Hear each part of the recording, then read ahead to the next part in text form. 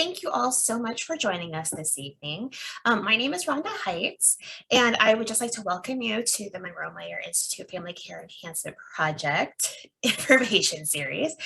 Kind of a mouthful there, but we're going to be talking about supported decision making this evening.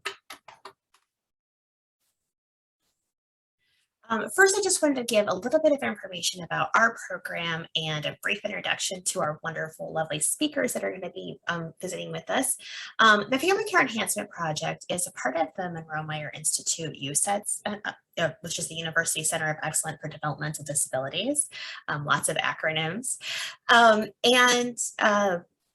Basically, we are all parents of children or adult children who have special health care needs or a disability. And we help other families navigate systems, supports, programs to try and get information and services their child may need. As you can see, we are growing in the fact that, like, when I started a couple of years ago, there was about half as many people on this page. But this is our team. We are located in a number of different clinics and locations throughout the state, and we're kind of constantly growing. As you can see, we're here in Kearney, Lincoln, Norfolk, Omaha, and Scottsbluff, and potentially in the future in Gary. So lots and lots of growth for us, but hopefully we're making a difference in helping families get connected. So tonight, we are recording this session. So if you do want to go back and review it, it usually takes me a week or so to get all the editing done. But this is the address where you can find all of our transition series videos in the video library. We do ask that everyone please keep their computer muted just to help us be able to, with the flow. Any questions can be directed to Jennifer Hansen in the chat. She's one of my co-workers, and she's a co-host for this evening. And then at the end of tonight's presentation, we do have a very brief poll. I believe there's 4 questions that we just ask you to give us a little bit of feedback as to if this was a helpful presentation, if there's things that we could do better. And it just helps us then shape and go forward to provide the best presentations and information that we can for families. So tonight, we are going to be talking about supported decision-making, and I'm so glad that we have all of you here. This is a really interesting topic, and it's something that there's a lot of discussion about recently, and kind of a little bit of a pushback, I guess you might say, to what we tend to maybe think, and kind of helping us open and have a different idea or think about different possibilities when it comes to providing support to our children as they become adults and are not children anymore. So I'm really excited to have Erin and Mary Phillips. Erin is a self-advocate and Mary is a parent advocate. And if you have any questions or would like to get in touch with either myself or Jennifer, this is our contact information. We would be happy to answer any questions or follow up and provide any assistance that we can. So with that, I am going to go ahead and turn this over to Mary and Erin.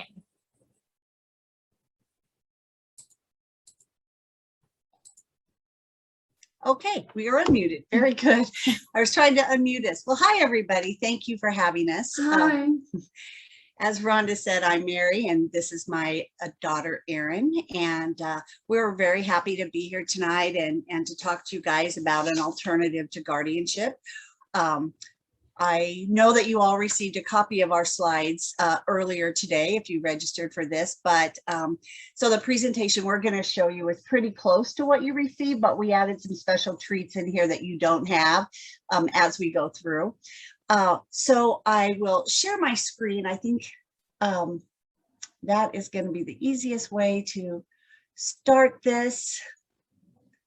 So let's see, that should work, right? So let's share that. And I hope you are all seeing my screen called Supported Decision Making. Affirmatives, very good. So Erin, I'm going to move this keyboard up here so I can control that. That's going to be the easiest way to do that, don't you? Mm-hmm. Yep. You need full screen. Yeah, it is full screen. There we go. Okay, so supported decision making. So supported decision making is relatively new initiative in Nebraska. it's not necessarily new around the country, but it's pretty new thought here. And because it's so new, Disability Rights Nebraska is really trying to establish this model as an alternative for people to consider when their children become age majority. Until recently, really, all the efforts have been focused on persons with disability, but it also impacts aging partners and folks with other types of mental health needs. So it's not exclusively for individuals with disabilities. This past June, there was what our state calls a tri-board meeting with Munroe-Meyer and Disability Rights Nebraska, the Nebraska DD Council, and the ARC of Nebraska.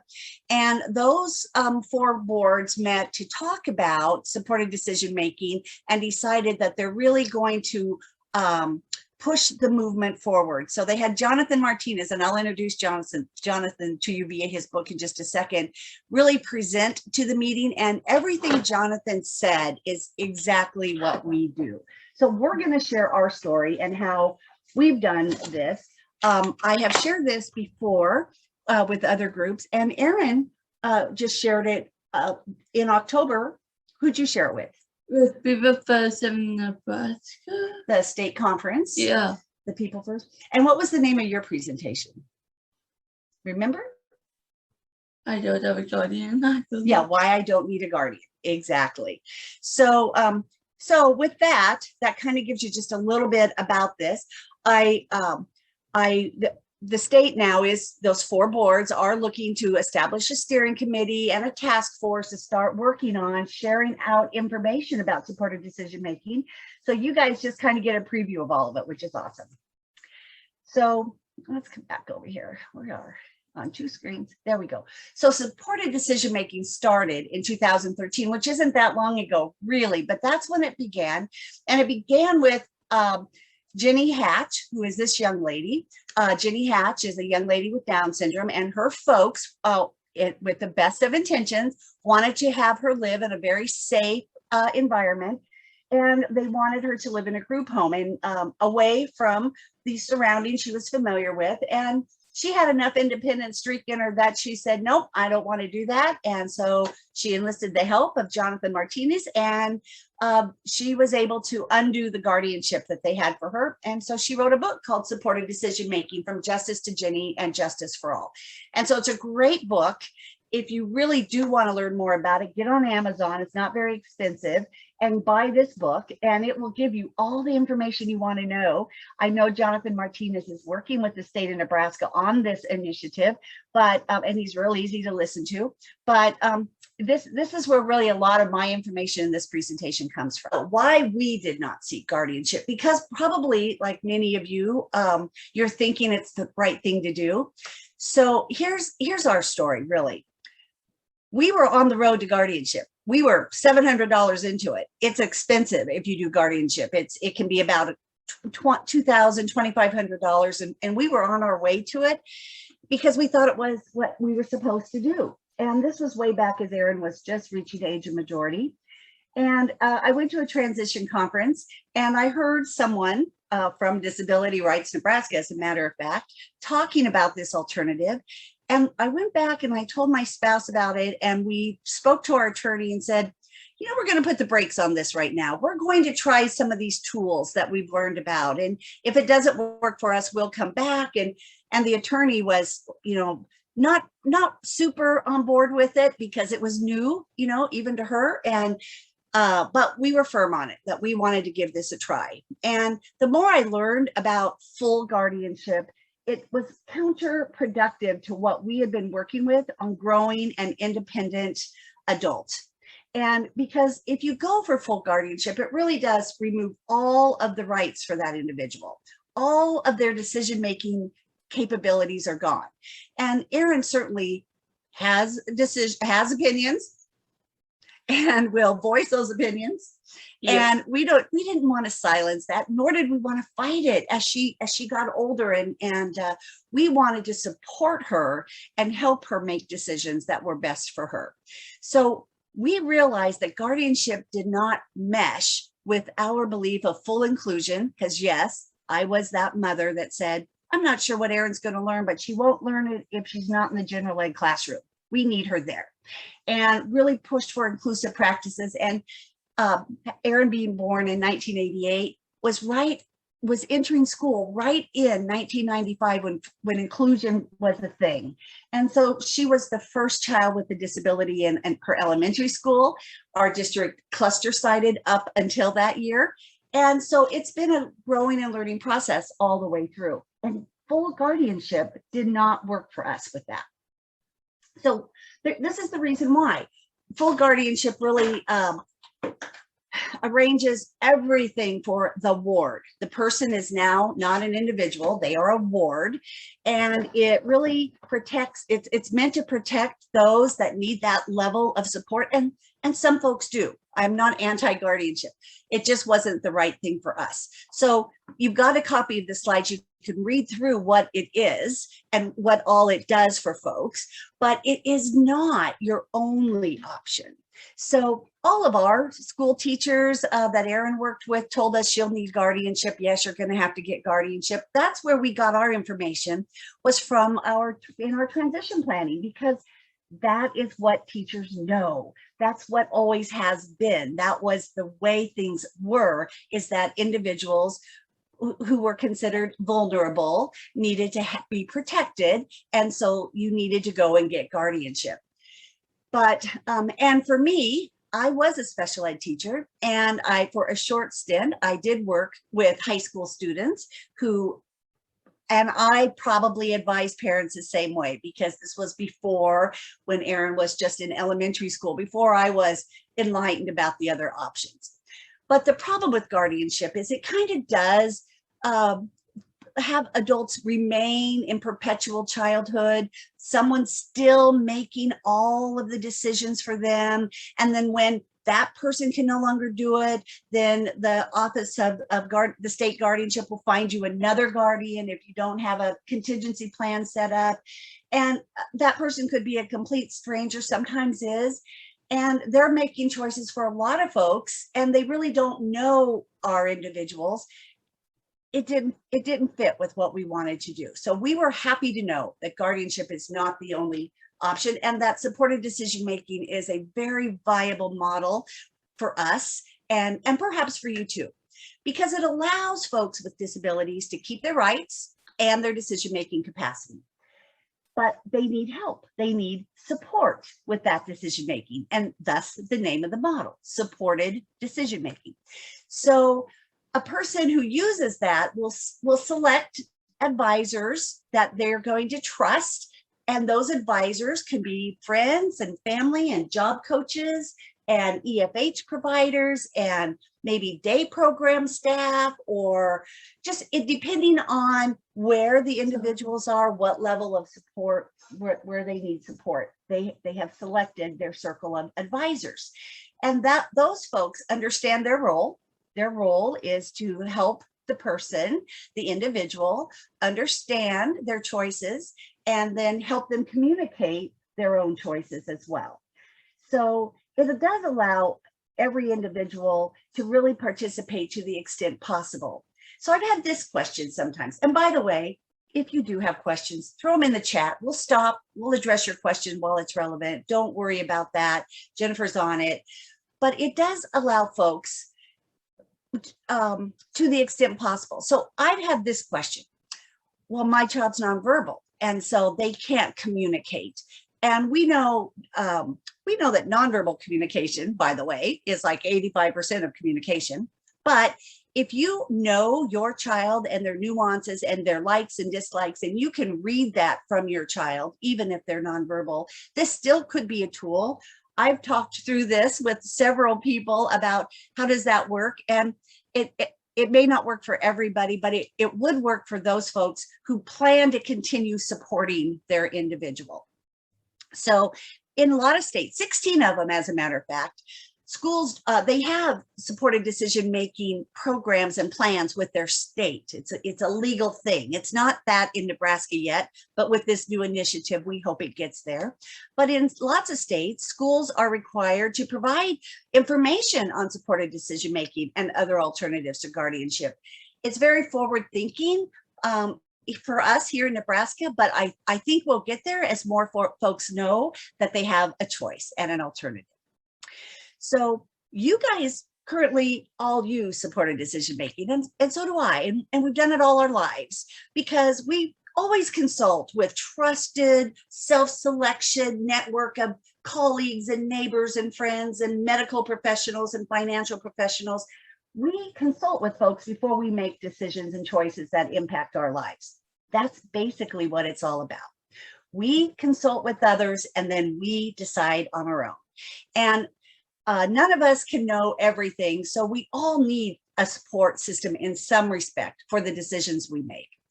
That is exactly what supported decision making is. And there is a position statement on it from the National Guardianship Association. And I'm not going to read the next two slides that talk about how the National Guardianship Association is in support of this model, but you can read for yourself how the effectiveness of a viable alternative to guardianship is really helpful for some individuals. So you'll see that first thing, it's still open to debate and research because it isn't for everyone.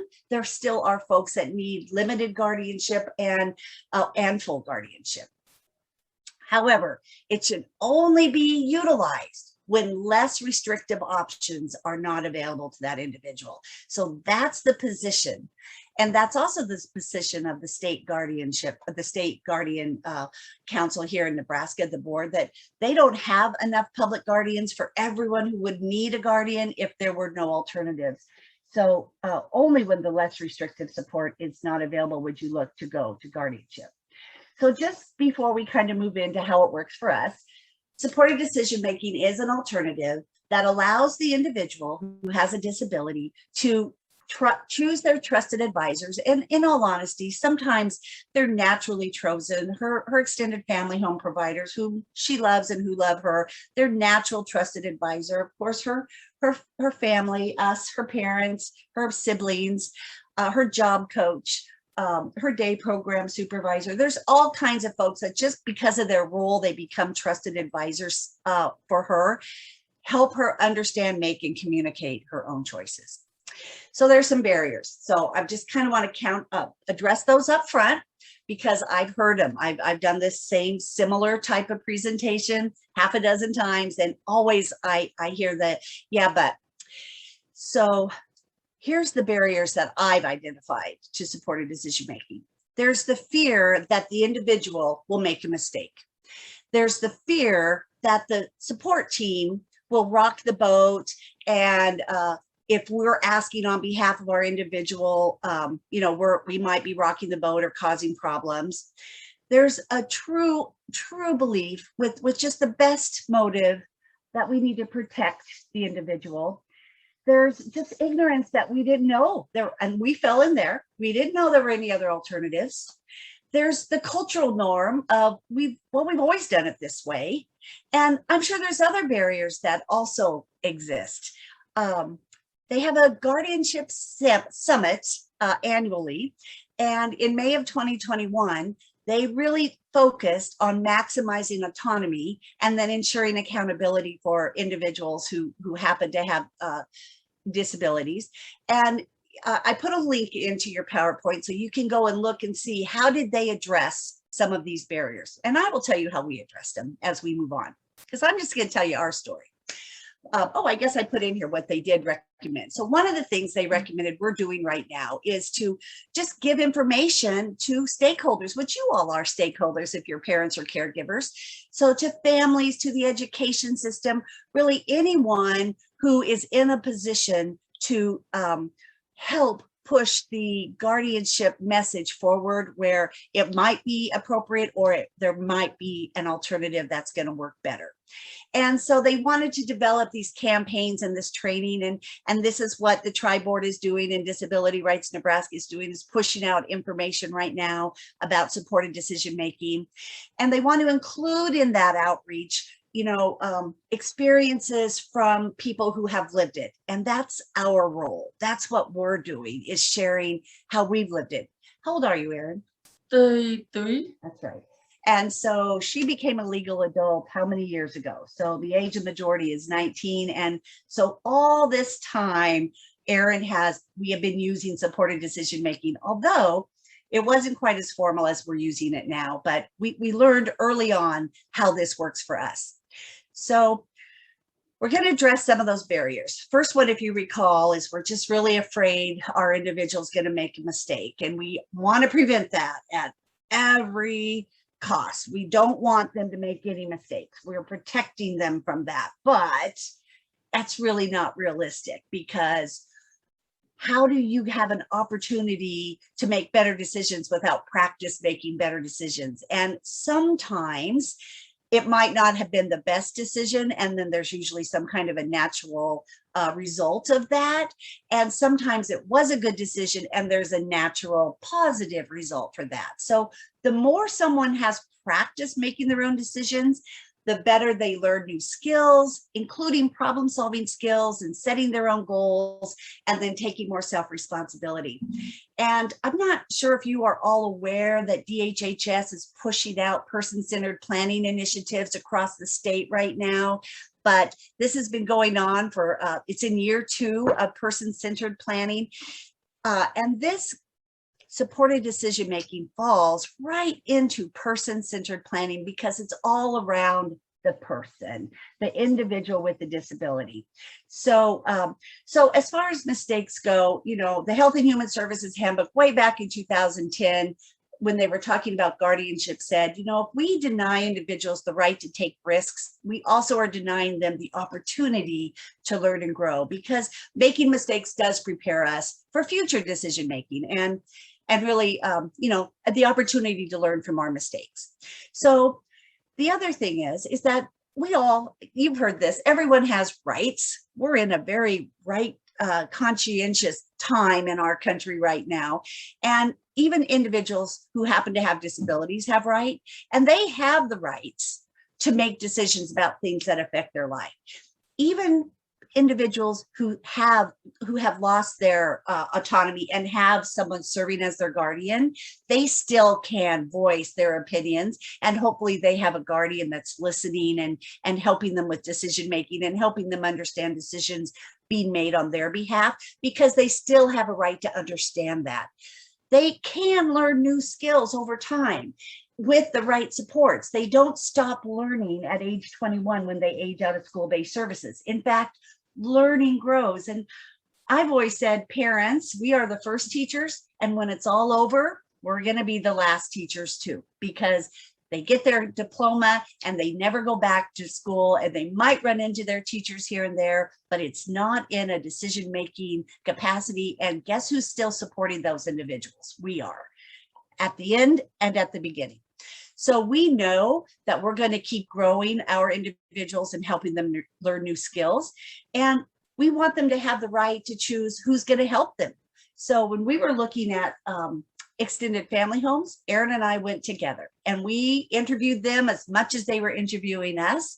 And sometimes sometimes we made a mistake. The first place we put you was not a good match. We lasted 2 months there and said, nope, that's not going to work for us. And the second place was a little better.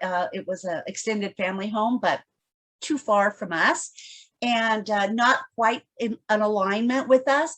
And now the third place is a charm, and Erin's been there going on 3 years. Oh, yeah. And I should add, we also are, like some of you, that family that was on the wait list for 8.5 years. So we waited for our turn to have some kind of residential supports. And initially, when Erin was still in school, in a transition program, and even 21, 22, she believed that she was going to live with us forever. And we kind of believed she'd probably be with us for a long time. But then something happened about age 25 or 26. And we started hearing, when do I get to move out? How come I can't move away? And we were still on the wait list. And we still had 3 more years to go at that point in time. But Erin was maturing, and Erin was understanding that my sister and brother moved away. Why do I have to stay here? I don't want to stay here. She wanted to be more independent. And so our focus then was really on growing her to be as independent as possible, to live outside of our home. That is the learning I'm referring to, that lifelong process that doesn't end right when they leave school. So SDM has been supported by a lot of folks. I've mentioned already the American Bar Association and the National Guardianship. There's the Department of Ed and Health and Human Services and the Council on Disability. And by the way, all of those folks are on task forces for supported decision making as part of the Nebraska initiative right now. So let's talk about what it looks like for us. And we talked a little bit about this already, how we're all using it. And really, it just emphasizes the importance that folks who happen to have disabilities have a voice in what their life looks like. So in a supported decision-making model, there's the decision-making, they're the very center. So in our model, who's our decision maker? Me. Yeah, you asked like a question, but it is you. And then her supporters, her circle of support that help her are all of those folks. They're the family, friends, service providers, sometimes job coach, all the folks in her life that support her are helping her make decisions. So whether she's going into a community outing, community integrated shopping trip, sometimes she's going to consult with folks who aren't us, but other folks in her circle about, can I afford this? Can I buy this? Is this something that would be a good deal? She's checking it out because she wants to make a good decision, and that's her circle of support. It's informal for us. It's informal right now because our state doesn't have a recognized system where we have a form we fill out, but the tools we use are not, they are formal, and I'll share those tools in a minute. Maybe you've heard the word self-determination from your child's school, that we're trying to grow self-determination. We're teaching self-determination because they should be, A, but B, that is what supported decision-making really extends from, is that model of helping an individual decide what's important for them, what is their post-secondary goal for their transition plan when they're 14 and older in high school, and how are we as a school district going to help them get to that post-secondary goal. That's all part of self-determinism.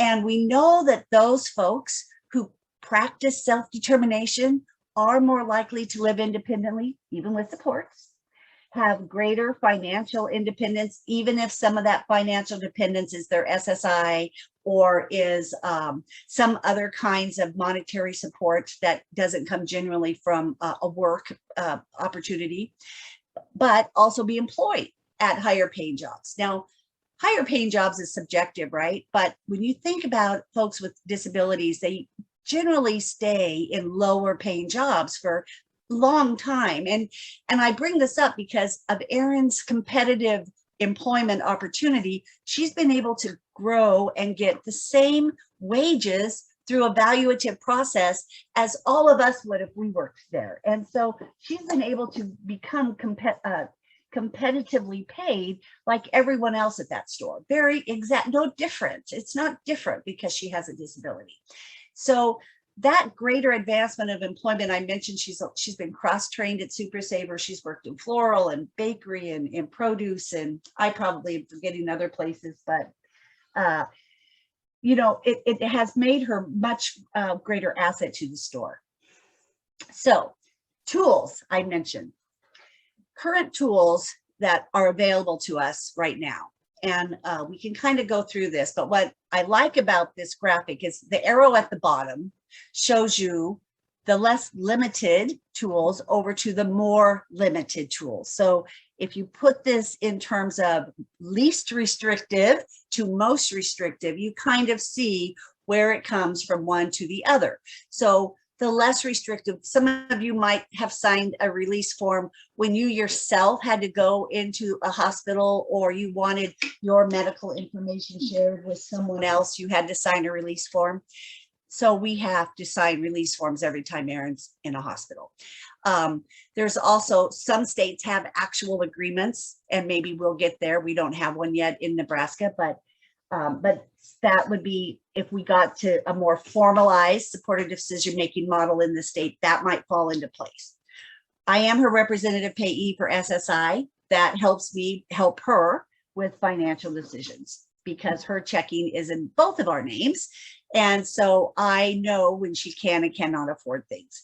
We do have power of attorney for her. We have medical and we have durable.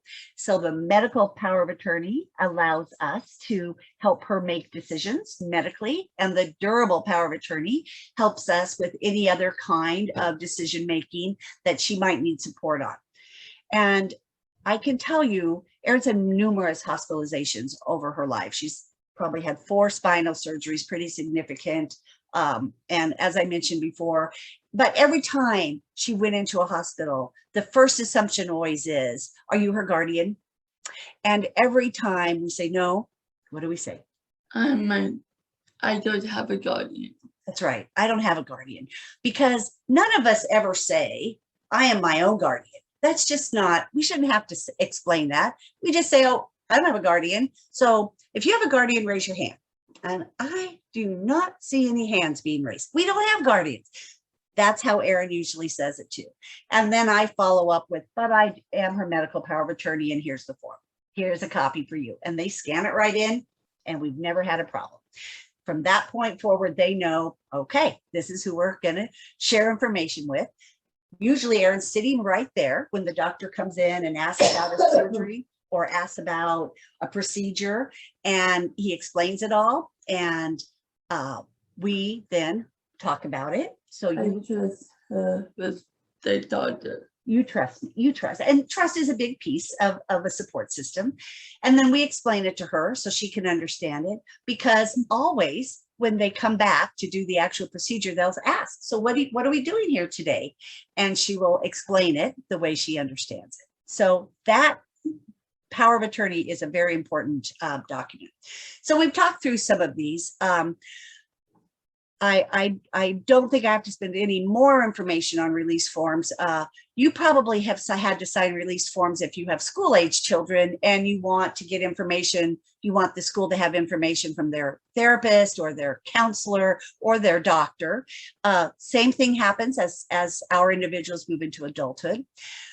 We use an auto draft system. And by the way, my husband and I use auto drafts for everything too. We pay our mortgage on auto draft. We pay our cell phone bills on. Similar to her, we set her up on auto draft for her cell phone for automatic with deposit of her checks. So there's no having to go to the bank. She's able to pay her bills. It's very handy. She doesn't have to forget about it. And also she doesn't have to have any late charges because we have that set up. It's a wonderful tool to assist folks who are trying to live independently. I mentioned already the powers of attorney, and people often ask, does that cost money? Where do I get one of those? So we did get it through our attorney because we were setting up our special needs trust at the same time as Erin was coming of legal age. And the special needs trust was important for us so that she wouldn't lose access to the benefits that we have been waiting so long to receive, and that she needs to be successfully living independently from us. She needs that programming and that support for her. So we did get ours through an attorney, but I know you can get a power of attorney online and you just need to have it notarized. That's another option for some folks. Oops, did I skip something? I think we'll come back to it. So the steps for supported, how does it work? The steps for it, and here's a link here, and this comes out of a practical tool for attorneys. So it's, and it also comes out of Justice for Jenny book. So again, a lot of this came out of that book. But the very first thing they say to these attorneys on the steps for supported decision-making is presume guardianship is not needed. If you're familiar with Kathy Snow's work, Kathy Snow is a disability advocate that always says we're more alike than different, and always presume competence first. So this is in that vein. Presume that you don't need guardianship. Consider the less restrictive options first, and then move into more restrictive options as you rule out what's going to be helpful or not helpful in your situation. Why would something not be helpful? And identify what's the reason to think outside the box. How are we going to be able to meet that concern? And then is that concern always going to be there, or is it just a temporary concern? And how do we work through that. And what would guardianship do for that, except someone else is going to make a decision on their behalf? And then who's around to help her? What's the community situation? Do we have church friends or neighbors or family to support folks? And then sometimes there are natural teams. Yeah, you may step away.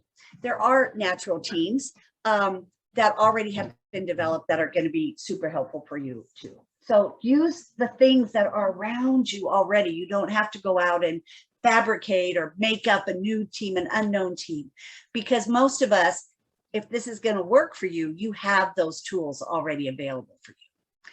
So the individual, in my case, Erin, we look at what strengths does she have and what areas is she really going to need some support? Where will she have the most challenges? For her, it's money. So she knows money. She has a hard time counting change and knowing when she gets the right amount of money back or something like that. So we have to help her with that.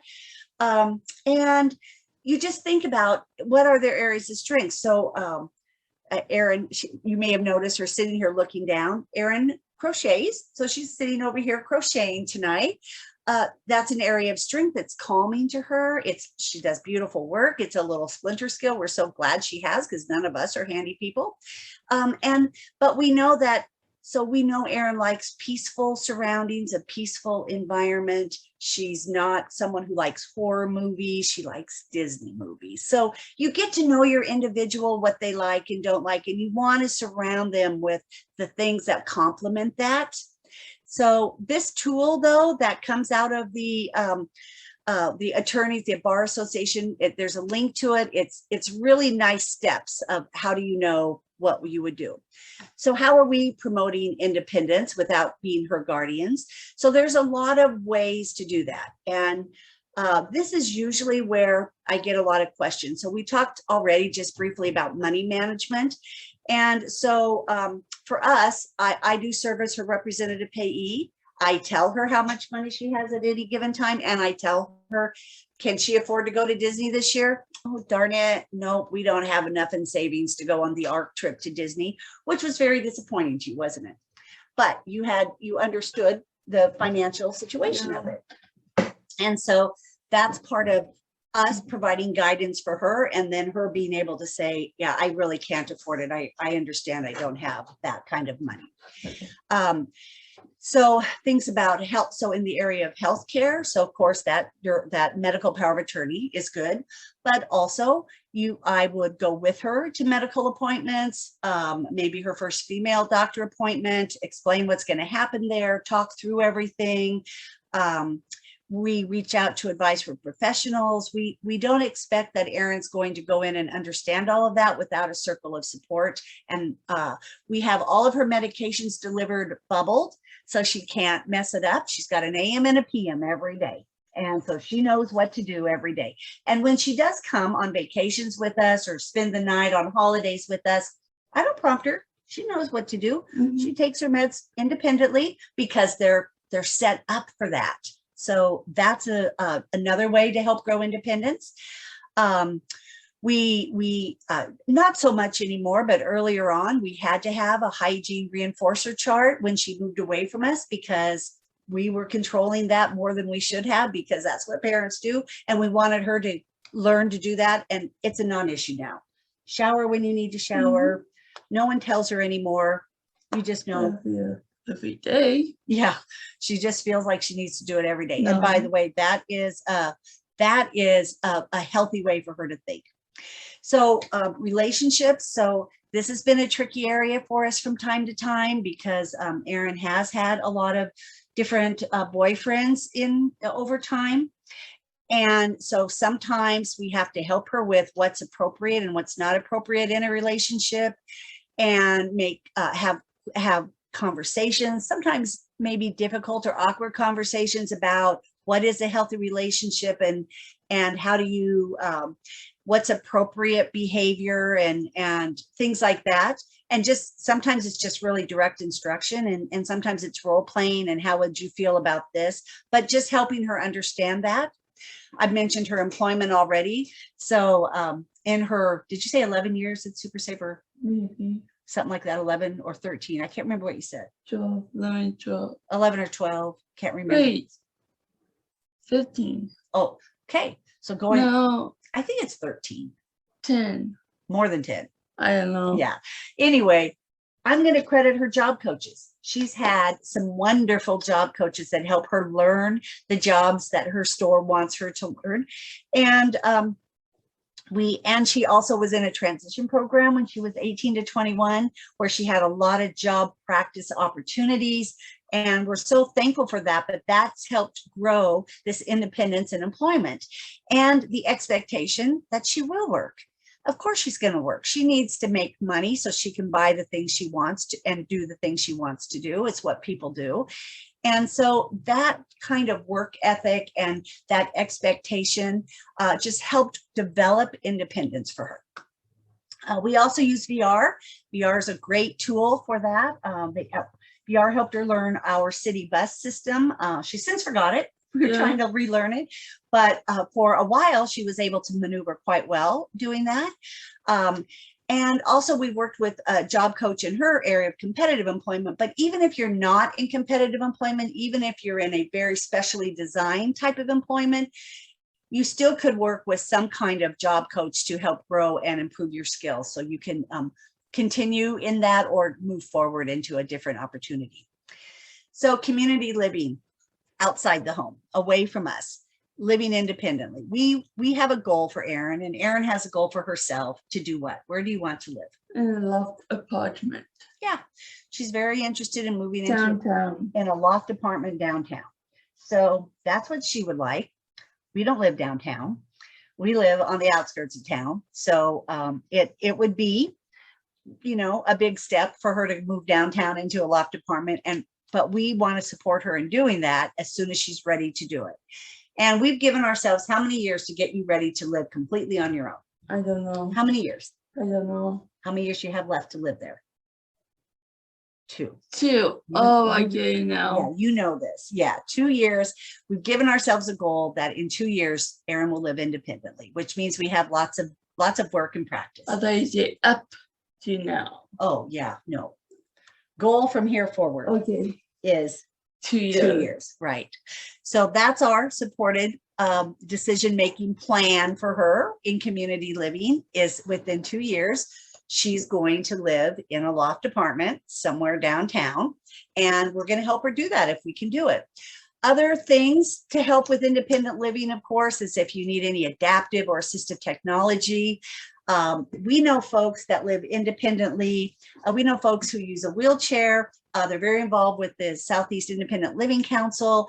They live by themselves. They might have someone come in to assist, but they don't have to live with someone. And they're very proud of that and very empowered by it. And they open their blinds and they open their doors and lock their doors all through technology. It's wonderful what's out there. So using your phone for reminders is a super helpful way. If you need to remember appointments, I use my phone calendar for everything. I bet a lot of you do too. Very similar ways for her to be independent. Setting up reminders, and she usually says something to me like, give yourself a reminder on your phone. And then all those just natural supports that are available to all of us with our neighbors and our community friends. And Erin we also raised her to begin volunteering. She volunteered for the city libraries in middle school. She volunteered Meals on Wheels. Meals on Wheels for a lot of years. She volunteered in an elementary school library. It wasn't a volunteer, but when she was a high school student, she actually worked in her high school library for probably all 4 years that you were in that high school building. Mm-hmm. So all of that type of practice, taking directions from other people, accepting feedback, learning new skills, it all got her ready to live away from us and independently with supports. And so now in Erin's life, besides Special Olympic bowling, that's her sport of choice right now. What other kinds of activities are you involved with? I2 choir. I2 choir, which is, if you're not familiar with it, it's a choir formed from UNL's Department of Music. It's intergenerational and interability. So I2 exponential 2. And it's been going on for about 5 years, and you've been doing it since it started. So choir and Special Olympics. We have 50 people now. Oh my gosh, it is really great. Yeah. Yes, I remember when it was just like 12 of you. Yeah. So that's really cool. And I think they're doing a documentary on it. You Yeah. guys might all get to see this documentary coming up when they finish it. But very, very neat concept. Yeah. But my point being, start young with all of these volunteer opportunities. And when you have an opportunity for a transition program. No. Yeah. I can donate or try to donate bucks to the military. Yes. So that's something that we always talk about, giving back. So we benefit from a lot of social services and a lot of community supports. And so Erin started that initiative on her own, that she sends boxes of necessary items to the military once or twice a year. And she collects things. She goes to businesses and have some donate. I donated hats to the homeless. I actually crocheted. Yep. She crocheted hats for the homeless, and we delivered those. That's the give back part, because we have to do that as well, because we benefit so much. But so all of those things didn't just happen. Like, they've been evolving over time. And so, you know, even when Erin was little, she mentioned Meals on Wheels. Her dad and I did Meals on Wheels for, I don't know, 16 years, and she went along. And it got to the point where she was taking the meal up. Nope, it's that door right there. Go knock on it. We just sit in the car. It was very nice, unless it was in a nursing home or apartment building. We both have to go and split and divide and conquer. But my point being, start early and start those experiences, because you're growing independence in community living. And it's so important that you just, that practice happens. So the personal decision making, that's tricky. Understanding any kind of legal documents requires us to explain things to her. She has to tell us what she wants and what she wishes to do. So a good example of that is, I mentioned Erin did equitherapy since she was 8 until 25. A lot of years of Special Olympics equestrian. And then about 26 or 27, she said, I'm done with it. It's not a social. I don't have that much fun. I really don't want to do it. I'd rather bowl. So we made the switch because that is what she wanted to do, and she was able to express that. So she, you know, taught her how to communicate her wishes. Sometimes I wish we didn't teach her so well. But on the other hand, this really is what it's all about. Also, we want her to understand legal consequences. And this is something that I'm sure all of you are working with, even like your little kindergartners and older children. What happens if you steal? What happens if you lie? What happens if you don't tell the truth to the police officer? What happens if we talk through those what if situations so that she really understands what happens if you buy something on your credit card and you don't have enough money in the bank to pay for it.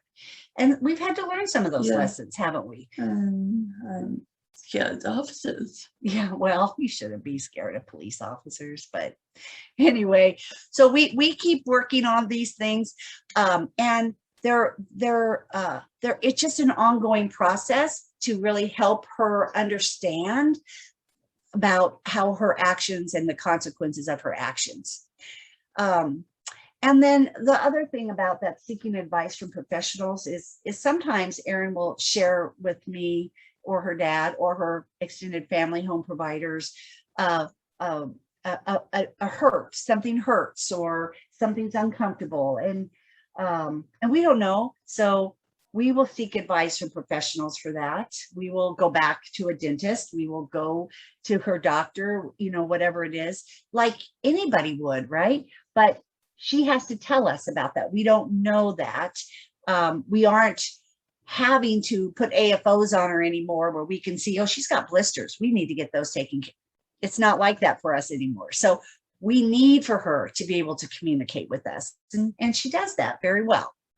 So also on the same what if scenarios on anything that about personal safety. So we might have said, what if you get lost?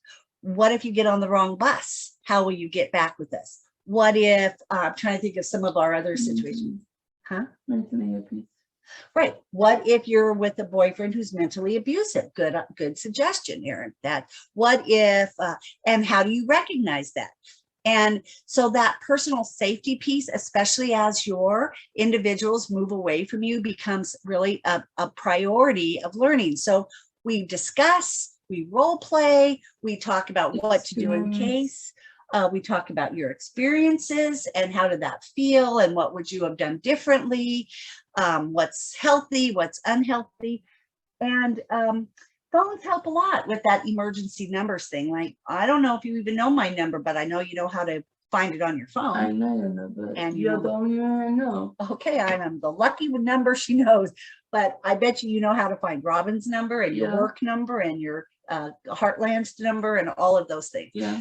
Phones actually are super helpful for these kinds of tasks. I know the home number too. Who's? Home. Oh, the home number too. Yeah, you also know that. It hasn't changed in 40 years. We still have a landline. We're those people. So guardianship. We know families seek guardianship because they really do want best intentions. They want to protect their loved ones. They want to keep them safe. But keep in mind, it does take away all of their rights, and the individual does not have the ability to make any decisions on themselves. And this really has hit home for me when I saw this quote, and Pat Cottingham at Disability Rights Nebraska mentioned it to me first. And I always give her credit for saying it, but a prisoner has more rights than a person under guardianship. And if you think about that, that just really hurts my heart to think that we were headed in that direction. So, you know, you could still vote even though you have guardianship. That does you're still allowed to do that if you're a registered voter in Nebraska, but you can't sign contracts. You can't pay bill. You can't do anything without the consent of whoever your conservator or your guardian is. Guardianship is expensive. It's very time consuming. And if there's not agreement on decisions about the individual, it can really damage relationships. I don't know if any of you have ever had to be a guardian before, but the financial reporting is cumbersome and it's lengthy, and you keep every single receipt for every pack of gum you buy. You keep that receipt on anything you do for your individual, because that's how you account for their money. And it's hard work. I was a guardian for my mother with dementia. And so I lived that guardianship life for another reason, a reason it was needed and it was appropriate, and it was hard. It was cumbersome. So, and there are some folks who really do need that, as I did for my mother, because they were unwilling to serve on themselves. So that happened. So when might you consider guardianship? So this most restrictive option could be exactly what some individuals need. And you would have to petition for it, and there would be a notice and a hearing with the judge. And the judge could very well issue guardianship if an individual cannot communicate any responsible decisions for themselves. And it's absolutely necessary to ensure continuing care. And we have ruled out all less restrictive options. We've ruled them out. There's no friends, there's no staff, there's no family members, there's no one around to support that individual. They must have that level of support. And we would want that for them. That is when it would be appropriate. So as I wrap up this, and so I'm open to any questions you might have, I wanted to share some of the resources I have found. And so these are all live links, and you'll see the states here that already do have supported decision-making as part of their legal processes, that hopefully maybe in 3 or 4 years, Nebraska will be on that list as well. But you can see it's just not a fluke thing. This has been happening, and the country's been evolving to support individuals and to grow and to support their independence to the extent that we can. So that's there for you, even in your PowerPoint. And so I'm going to stop sharing now and just see if anyone has any questions. Put your face back up there and unmute if they can. Can they unmute, Jennifer? And ask the question. We're here to answer any questions that you might have. Otherwise, if they can send it through the chat too, and then I can capture it. Yes. So there have been a couple of questions, but you guys have answered them before I could even ask them. So you guys are doing awesome. One question was, have you guys ever had a decision where maybe you didn't see eye to eye, and how did you address that? Oh, that has never happened, has it, Erin? We have never come to terms of we disagreed on anything. No. Yes, we have. We have a lot. So I'm going to say from our experience, probably the biggest topic where we have lots of continued discussions are around money. Mm-hmm. And that's a tricky one. So it's important for me to always let Erin know, this is what you can afford and you can't afford that. And sometimes Erin has a heart that is huge and she wants to always buy things for her colleagues and her coworkers and her roommates. And sometimes we have to talk about what do I call it? What's over the top. Yeah. That's over the top. I will have to share my own experiences. I've worked with the same person and I don't give them a scooter card because I feel like they did a good job or things like that. So we sometimes have to take a minute and look at the situation where there is a conflict.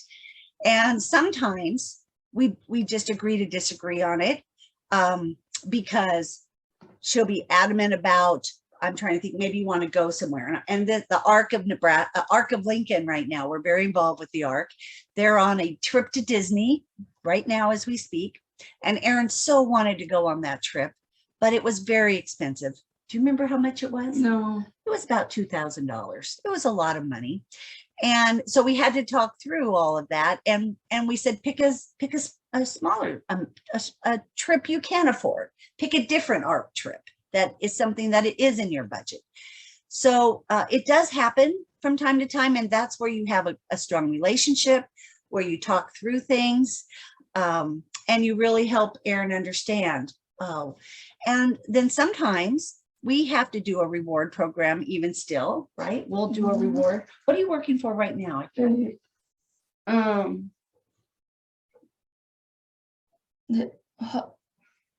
Hobby Lobby gift card. Oh, yes, a Hobby Lobby gift card, right.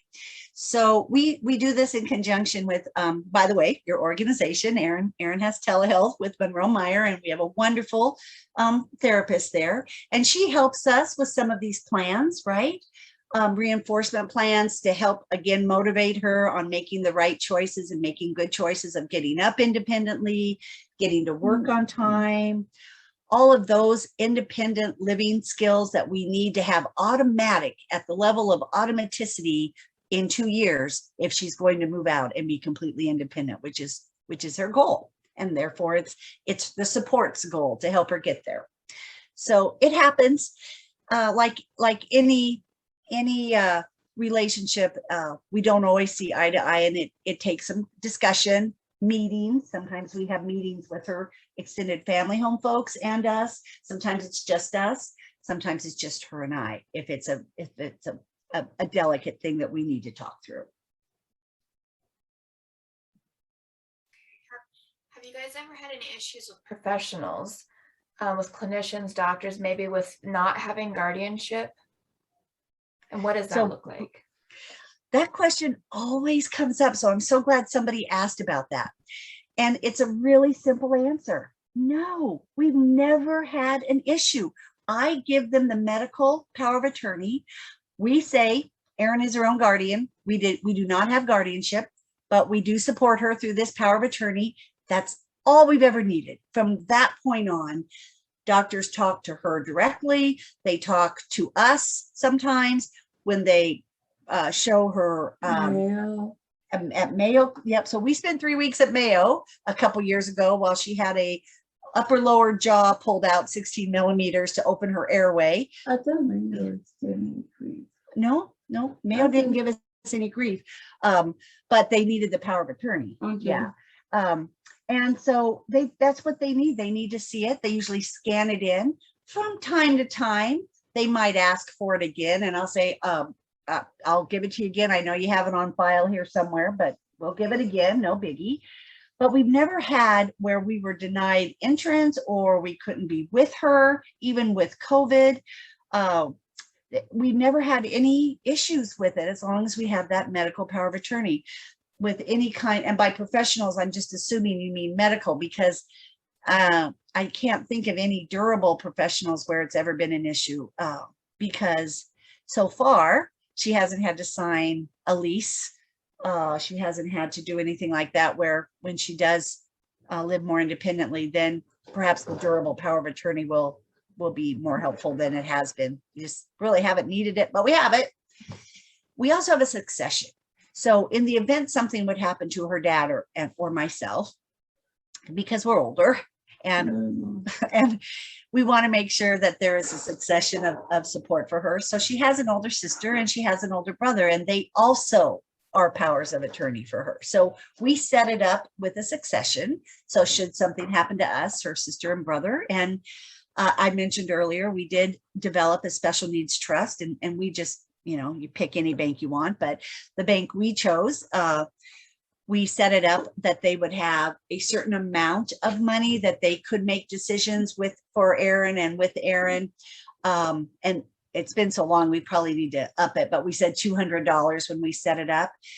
And that then either, not both, but either her sister or brother would have to authorize anything over that $200 expenditure. So we would allow the bank, the trust, to support her unless it was a big ticket item, and then one or other of her siblings would be the next power of attorney to support that. So we set it up that way. And again, we did that through an attorney because we just felt like we needed to do that given the special needs trust piece of it. And he kind of threw in the powers of attorney with us. And by the way, at the same time we did that, we did our own living wills and our own, DNRs and all, we did everything at once, just get it taken care of.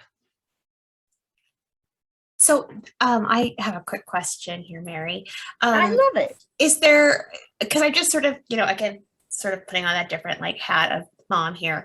But so if there's a situation where maybe you don't agree on a medical decision, I'm just thinking that an area where, so for instance, I'll just, because I don't know how else to explain it, but my daughter is afraid to go to the dentist but it's really something she needs to do. But I could see maybe her being very resistant to that.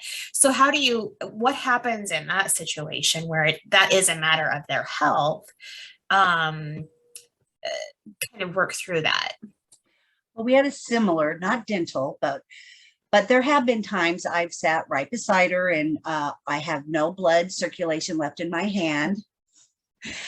She's holding my hand so hard. And by the way, it just, I'm going to say it wasn't too long ago, a week or so ago, of flu shots and our booster shot.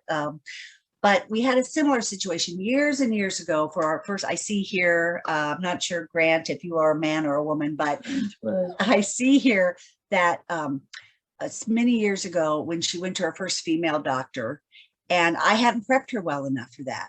And we got in there and the doctor, and I realized, I'm old, but I was like, oh, does your mommy know you're here? Because she seemed so young and so fresh. But she was like, okay, Erin, let's hop up here. We're going to do this. And she explained, we're going to do this, and we're going to use this, and here's what I'm going to do. And Erin's like, I am not doing that.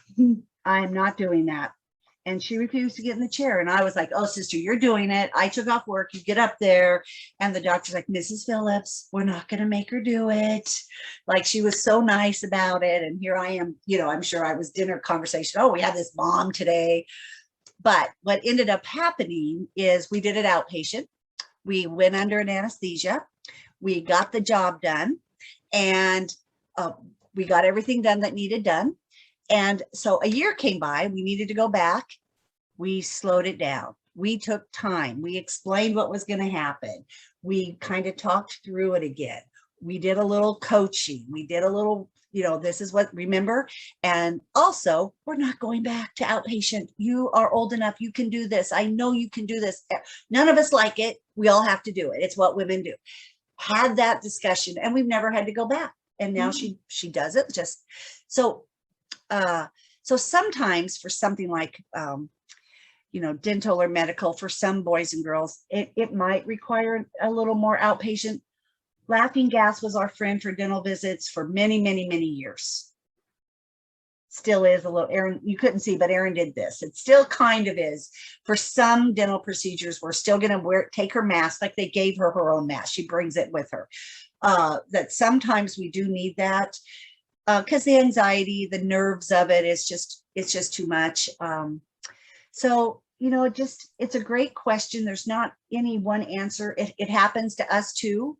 And sometimes it's an aha moment for me that I didn't spend enough time working and teaching and explaining as her circle of support on that. And it wouldn't have made a difference if I was her guardian or not. That doctor was not going to do it just because I said, oh, sister, get up in that chair. We're doing this. It wasn't going to happen. So I had to take a step back and say, okay, this one's on me. But it might happen. I can't think of any other medical time where, every time you're nervous and you tell us that you're always nervous, but you tell us that I'm nervous and we understand that because who isn't nervous with the medical procedure? Example, they don't allow sound at work, and I just saw her staring and hugging my job coach. So that happened at work today. And what was the loud sound that bothered you? Reconstruction in the bakery. So there's some reconstruction in your bakery. You don't like loud noises anyway. And so you use your job coach as a support system. She said she hugged her. So, you don't like sounds. And by the way, Erin's very sensitive to sounds, loud noises. She doesn't like loud noises or crowds. She doesn't like crowds either. So we have stood in line at Harry Potter book reveals at midnight, only to turn around 10 seconds in the door because it's too crowded, too loud, too noisy, and gone home. But I still got the book. We did still get the book, but we just learned from that, like all of us as parents do, okay, that was a fail, or hey, that worked out pretty good. And you just have to think outside the box sometimes of, if your daughter's afraid of the dentist, why are they afraid? And how do you practice that? And can you visit without a procedure? Can it be, a different kind of dental visit at sharing it with your dentist? Like she's really afraid to come in here. Can we just come in and you look at her teeth and maybe, gently look at them, but don't do anything. Or maybe she needs that numbing stuff because she's so sensitive to it, or laughing gas, or, it happens. And I'm sure it will happen again. So the power of attorney, the medical power of attorney, then gives you, with the medical provider, to be able to kind of work out a different solution. Yes. Okay. Because I think for me, that's one of the things I'm like, but what if this is something we really need to do, but now I'm suddenly not going to be able to have input or to help with that when she's struggling. And that will happen when they reach legal age. If you do not have tools, they will. They are individuals with rights, and they will adhere to that, and they legally have to. And if you want to impact and support your individual, you need tools. And that's what the medical power of attorney does, is it gives you that tool. Even though we have it, though, sometimes at the hospitals, and maybe every time now that I'm thinking about it, they still have Erin sign a form that says we can share information with your mom and dad. She still signs that. And even though Erin can sign everything herself, and I always have her sign, even if they make me sign something, I sign the back half of the line and I tell her, use your best penmanship and you sign here. I still want her to sign for herself. They tend to overlook her, even though she is her own guardian. They tend to overlook her and automatically just assume I'm going to sign everything. And I sometimes have to remind them, oh, Erin doesn't have a guardian. You sign right here. And this says this. And this means they can bill our insurance company. And she signs it. And this means they'll talk to Dad and I. So sign that. And she'll sign it. And then sometimes they say, we'd like to have you sign too. And then I sign my name, comma, POA. So clearly I'm signing as power of attorney. Sometimes I always want you to sign with me. Sometimes you do. And then sometimes I say what? You just- sign first, yes, because it's a lifelong growing process. But it does happen, and most medical folks, when you come in with an individual with disabilities, they automatically assume who's ever bringing them is their guardian. It's just an automatic assumption in my experience. And we've been to Children's, and we've been to Methodist, and we've been to Mayo, and hospitals here in Lincoln. I mean, Erin's had several because of her scoliosis and her just all of the congenital issues, her tethered cord and the jaw issues and the chest and breathing, and all of that. We've had so many medical procedures. My experiences has just been, they've always assumed that well, she's 33 now, you must be your guardian. And we just don't think that yet. So we always say, oh no, we have power of attorney, we support her, but she serves as her own guardian. And you're proud about that. Mhm. And in her presentation in Kearney last month, which was some of the content I shared tonight, but it was 2 other individuals with intellectual disabilities. Her presentation was why I don't need a guardian. And she really talked about in that presentation how proud she was that she could speak for her own behalf on things, and that she's proud to say she doesn't have a guardian, because so many of her acquaintances and colleagues and friends at day programs or in Special Olympics, they do have guardians.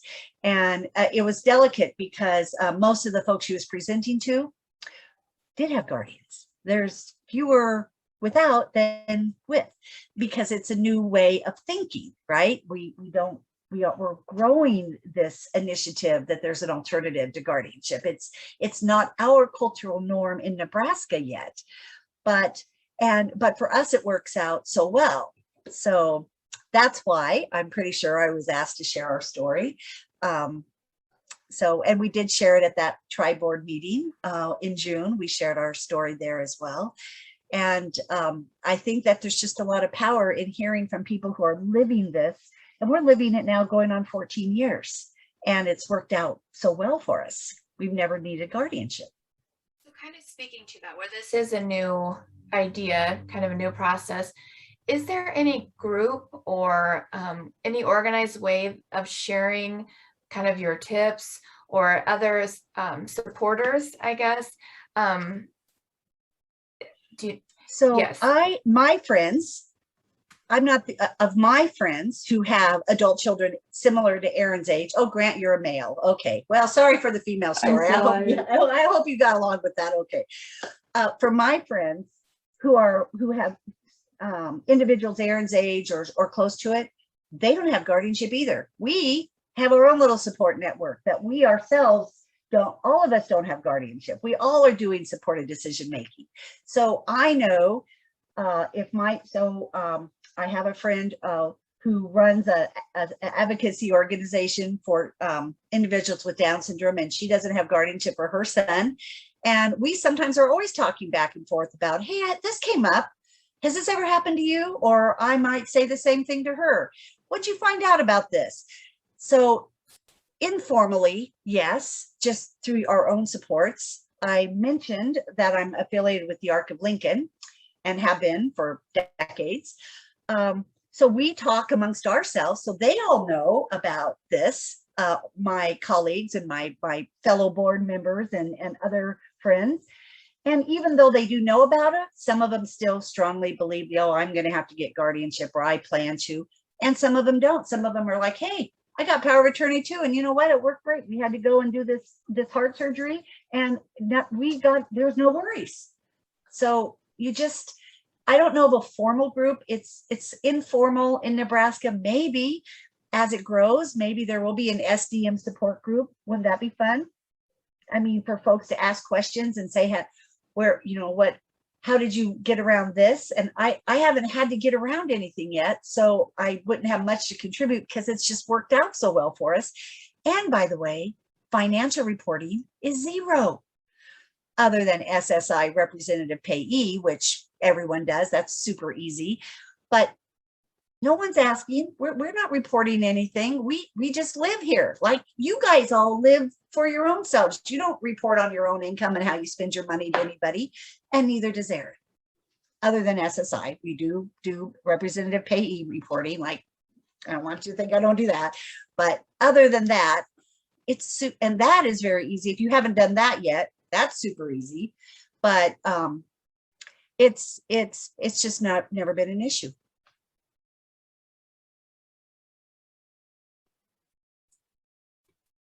Well, I don't know if we have any more questions. I know I am walking away from this whole presentation with so much to think about, and I really appreciate you guys, Erin and Mary, sharing your story and how this has worked for you, because I think it's really interesting kind of to challenge the status quo a bit and to think like, well, there might be more than one way to do this. And maybe it looks like this for you, but maybe it could look like this for us, or that there's different ways of providing that. And it's, interested. I was just thinking about you talking earlier about, being that mom, because I've also been that mom, who's like pushing for inclusion and like all of those things. But then how it seems sort of counterintuitive then once she turns 19, then suddenly I'm going to try to take that autonomy. I mean, so I think it's given, I think there's a lot to think about and how this might work. And I think it's really nice to have choices and alternatives and to find what's a good fit for your family. Yeah, that's what it always is going to come down to. Erin has a question. For Grant. For Grant. How old is the little one? She's asking, how old is your child? Okay, sorry, I was muted there. Yeah. Sorry, I took off the video because he was running around all over the place. How old is he? He is 2 years old. He's so cute. Thank you. So I had the video off because he was climbing on me and running around and being very, very loud. So I just actually put him to bed. So that's why he's not sitting on my lap right now. But thank you. It wouldn't be a Zoom meeting if we didn't have at least one cat or one kid. So thank you for keeping the Zoom culture going. I guess since I'm unmuted now, I'm a special education teacher in the middle school. I'm kind of more BD, alternative settings, and I guess how did you really, I guess it was probably when she was a little bit younger, so you were obviously doing transition services and that, but at that time, were you kind of going through this process of her being her own guardian, or was this later on, I guess, in her life? Well, as I started out saying, I thought we would be getting guardianship. That's just what people did. That's what we were told, she's going to need guardian. So we just thought that was going to happen. And we didn't really understand that we would have an alternative when the time came. But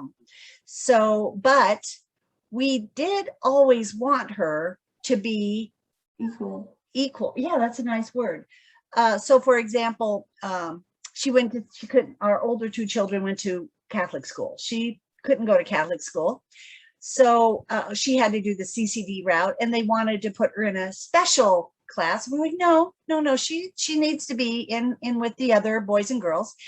And so they said, well, we don't understand her. She's a little hard to understand, and she's gotten better as she's aged. But so we would have to send someone, her older sister, into the CCD classroom to be her interpreter. And in the summer, we wanted her to have summer camp experience. And they would say, well, we're going to need somebody to help her. So she had some motor issues with her because of her balance, and she was late orthopedically developing. So we would have to send someone along with her to do summer playgrounds, even though it was a half a morning, we'd always have to send a sibling. And if she wanted to do some kind of let's say special baseball league or whatever, a sibling or a peer would have to come along and help her with batting and running the bases. I mean, we always were, she was in Girl Scouts for a whole bunch of years, regular old Girl Scouts, but I would be there to volunteer and be that mom to help out. She would be, we always wanted her to have these experiences that were fully inclusive because like you, I started out as a special ed teacher.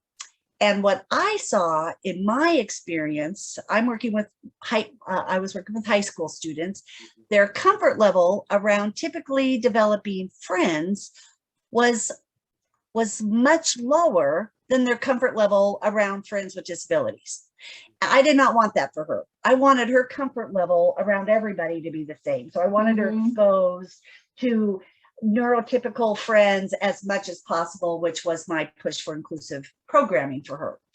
But at the same time, in middle school, there were practice opportunities for vocational development. We had to do some more things with intention than we did with our older two children.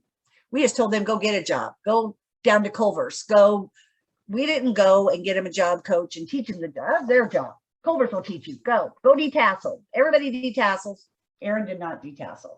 That would have been strenuous for her. But the other two kids, no.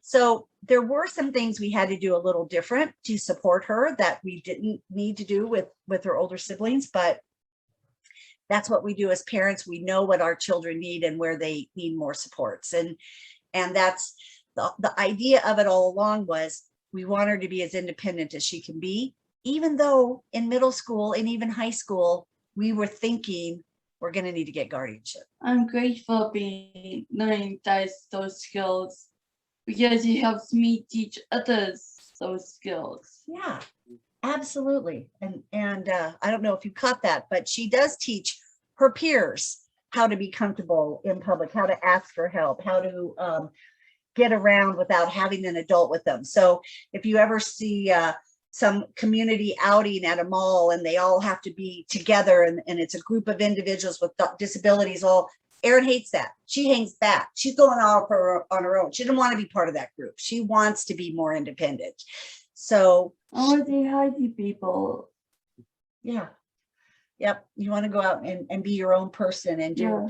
So that took practice early on. So to get to that comfort level where she's not just part of that mass of individuals with disabilities. And personally for me, even though I was a special ed teacher, I was a co-teacher and I would work to get my caseload, if you will, into regular ed at every opportunity. And a lot of my friends accepted that and were able to work with those students with accommodations in the general ed classes to really always the greatest extent possible. So I am happy that those people accept disabilities as the non-disabled people too. I remember many times come on, let's include them.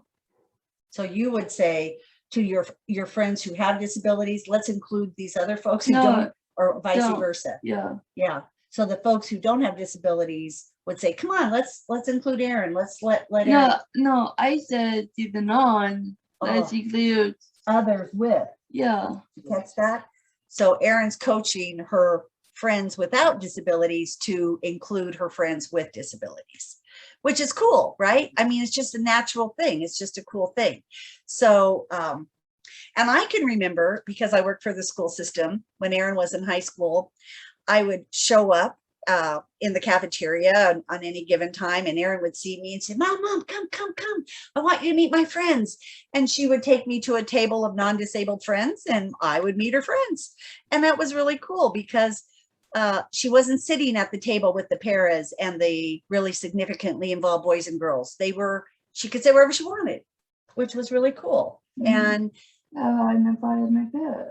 And she fired her para. So that school thought that she needed a one-on-one pair. And if you haven't got this from this little 1 hour presentation, she does not need a one-on-one pair. She will ask, she will figure it out, but they were worried she'd get lost. It was a big high school. They were worried she'd get lost. So they assigned a person to help her get around. And I'm going to say maybe it took 4 weeks, maybe 5 weeks. And she's like, yeah, I got this now. I don't need you. You're fired. And so then the school calls me, I'm like, oh, well, okay. Maybe we cannot have that. Maybe she's okay now to, yes, that was back in the You're Fired show days. We won't mention names, but anyway, so that was something you did on your own too, that kind of caught us all by surprise. Oh, she fired a parent today. Okay, all good. Sometimes you don't need that extra support. Thank you. And thank you for doing this. It's I'll just say it's very inspiring, and hopefully, in the next couple of years that this will be an option, especially in Nebraska. It's very cool what you two are doing. So thank you. Well, you're welcome. Thank And you. you think it's us too, but like I said, all my friends are doing this. I have more friends not choosing guardianship than are, who have friends of similar age. Because, if you're a parent out there right now, you have your own support friends, right? Of other friends, other parents who also have children with disability. And so most of my friends don't. It's just what we do. It just so happens that our story got out there first, maybe. And so we're able to share it first, but we're not the only ones. So, and I do agree, Grant, it's not out there yet. And so I don't know how old all of your children are, but as they reach age of majority, especially your 2-year-old, hopefully by the time your 2-year-old is at age of majority, this will be so commonplace. Well, I want to make sure, I thank everyone so much. This has been a really great conversation and lots of great information. And really, I think it kind of is sort of the catalyst to sort of think about things in a different way. Before we get too far, I do want, we have a poll. So if you wouldn't mind just taking a few seconds to go ahead and give us a little bit of feedback about tonight's presentation, we would really go appreciate so we don't have to hear it. Should we just go now? Oh, it's all on. It's anonymous online. So okay, yep, I see that. Yep, absolutely. But again, thank you so much, Mary and Erin. This has just been a really great topic, and I wish you well, and hope maybe you'll come back and visit with us again, and let us know how things are continuing to go for you both. Last call for questions, and then we will be wrapping up this evening.